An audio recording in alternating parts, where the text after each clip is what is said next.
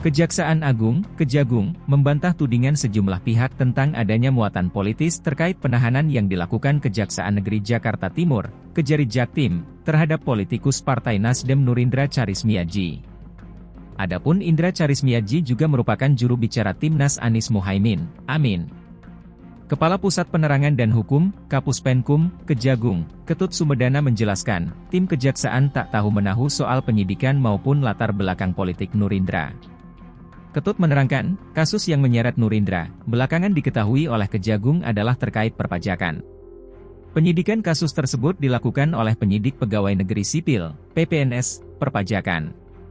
Menurut Ketut, Kejari Jaktim cuma menerima pelimpahan tanggung jawab tersangka dan barang bukti atau tahap 2 hasil dari penyidikan PPNS perpajakan tersebut pada Rabu, 27 Desember 2023. Menurut dia, proses tahap 2 prapersidangan itu mengharuskan kejaksaan melakukan penahanan terhadap tersangka. Kata Ketut, proses tahap 2 kasus tersebut bukan semata menahan Nurindra. Dalam berkas kasus yang sama, kata dia, ada tersangka lain atas nama Ike Andriani. Tersangka Nurindra dan Ike, kata Ketut, pelimpahan berkas kasusnya selaku perwakilan PT Luki Mandiri Indonesia Raya. Kedua tersangka itu merugikan negara 1,10 miliar rupiah terkait tindak pidana perpajakan yang menjeratnya. Satu berkas perkara terpisah yang turut juga dilimpahkan ke Kejari Jaktim, kata Ketut, atas nama tersangka Ferry Arfan, selaku Direktur PT Eucon Transco Mandiri. Tersangka terakhir itu dari hasil penyidikan PPNS perpajakan melakukan tindak pidana yang merugikan negara senilai 10 miliar rupiah. 3 tersangka dalam 2 berkas perkara itu, semuanya hasil dari penyidikan PPNS perpajakan. Kejaksaan hanya menerima pelimpahan perkaranya, yang sudah tahap 2. Karena ini tahap 2, ketiganya kita tahan. Proses hukum tahap 2 itu selalu disertai dengan penahanan, ucap Ketut.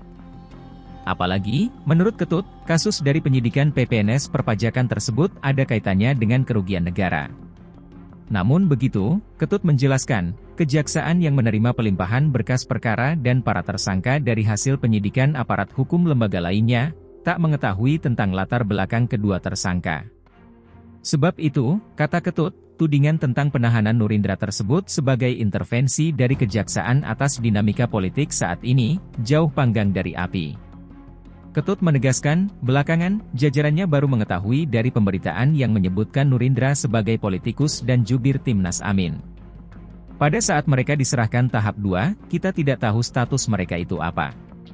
Baik secara politik, apakah itu jubir, apakah dia caleg, atau apakah dia eksekutif, kita, kejaksaan, tidak tahu itu.